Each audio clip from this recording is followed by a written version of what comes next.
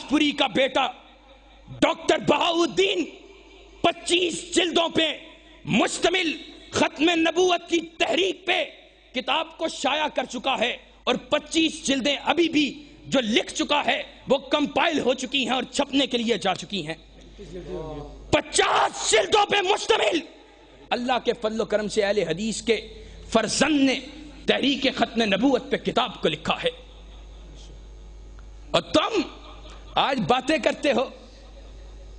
کوئی ثناء اللہ امرتسری، کوئی محمد حسین بٹالوی کی نظیر تمہارے پاس موجود ہو تو بتلاؤ۔ ہم یہ بات پوری ذمہ داری سے کہہ رہے ہیں، ہم ہر کسی کی کنٹریبیوشن ماننے والے لوگ ہیں، ہم ہر مسئلے کے اندر وسعت قلبی سے پیش آنے والے، لیکن تم ہمارے مسلک پہ تبرہ کرو احسان اللہ ظہیر کے بیٹے زندہ ہوں، ایسا ممکن نہیں ہے۔ ہم اللہ کے فضل و کرم سے ختم نبوت کے لیے اللہ ابھی رات کی تنہائی کے اندر، رات کی تاریکی کے اندر رب سے دعا مانگ رہا ہوں، سب آمین کہیے گا۔ اللہ اگر ختم نبوت کے لیے، حرمت رسول کے لیے میرے وجود کے ہزاروں لاکھوں ٹکڑے کر دیے جائیں، اس سے بڑی سعادت کی کوئی بات نہیں ہے۔ اللہ مجھے ختم نبوت کے لیے، حرمت رسول صلی اللہ علیہ وسلم کے لیے اللہ تعالی مجھے شہادت کی موت نصیب کر دے۔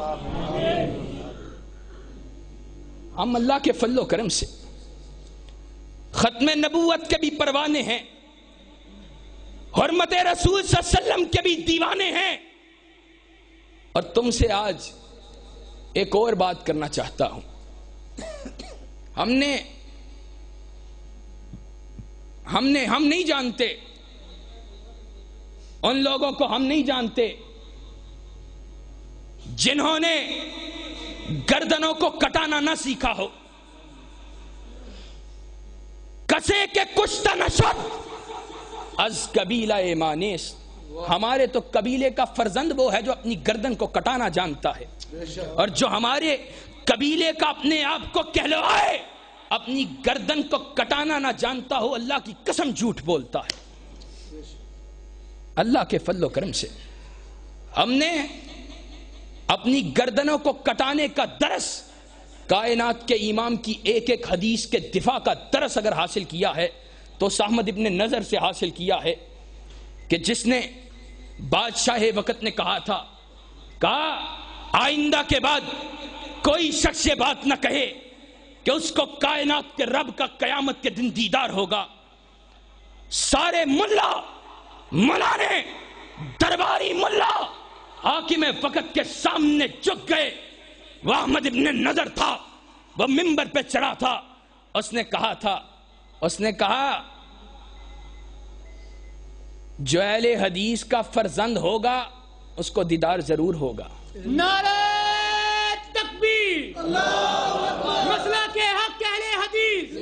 بادشاہ کے تک اس کی آواز پہنچی، بادشاہ کے ہتکارے آئے، بادشاہ کے ایجنٹ آئے، خلیفہ وقت کے ایجنٹ آئے۔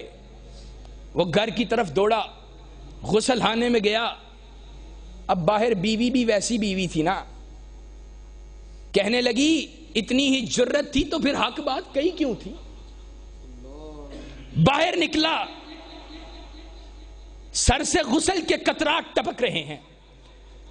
کہا ڈر کے تو نہیں بھاگا تھا، شہادت کی تمنا لیے غسل کرنے گیا تھا۔ بادشاہ کے دربار میں کھڑا ہے، اس نے کہا تو نے کیا کہا ہے؟ اس نے کہا میں نے کہا ہے زیارت نہیں ہوگی، رب کا دیدار نہیں ہوگا۔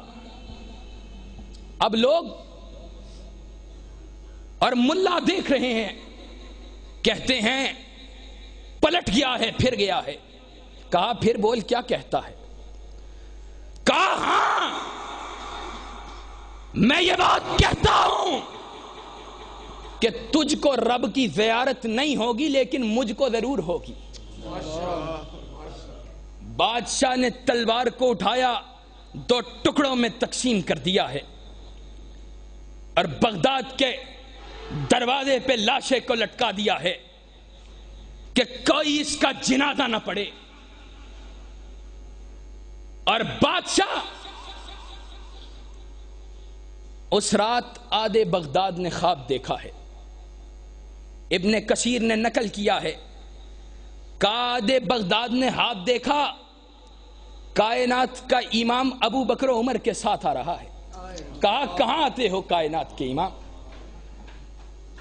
کہا اپنے احمد ابن نجر کو ساتھ لے جانے کے لیے آئے. اور ہم تو اللہ کی قسم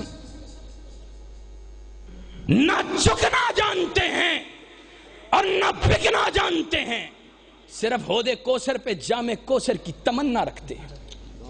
اللہ کے فضل و کرم سے ہم اللہ کے فضل و کرم سے صرف حوض کوثر پہ, اللہ کی قسم کائنات کے اندر کچھ نہ ملے, کل قیامت کے دن کائنات کے امام کے ہاتھ سے جام کوثر پہ اور جام مل جائے اور ساری چیزوں کا مل ڈل جائے گا. آج لیکن ایک بات ہے, حرمت رسول صلی اللہ علیہ وسلم کا دفاع کیسے ممکن ہے؟ ان حکمرانوں سے, ان بے ضمیر حکمرانوں سے دفاع کروانا چاہتے ہو؟ اور نہیں ممکن. ممکن صرف ایک صورت میں ہے کہ اس ملک کے اندر کتاب و سنت کے قانون کو نافذ کیا جائے. اٹھو اہل حدیثو, ایک ہاتھ میں رب کے قرآن کو لے کر دوسرے ہاتھ میں کائنات کے امام کے فرمان کو لے کر بہت سو لیا, اب بیدار ہونے کا وقت آ چلا ہے. اٹھو, رب کے قرآن کے نفاذ کے لیے نکلو, ہمارا ساتھ دو. اور ریکارڈ کی درستگی کے لیے کہتا ہوں, ہمارا ساتھ دو گے تب بھی نفاذ اسلام کے نعرے لگاتے رہیں گے, اور علامہ ظہیر کے الفاظ میں سارے پلٹ جاؤ گے تب بھی نفاذ شریعت کا مطالبہ کرتے رہیں گے. وآخر دعوانا ان الحمدللہ رب العالمین.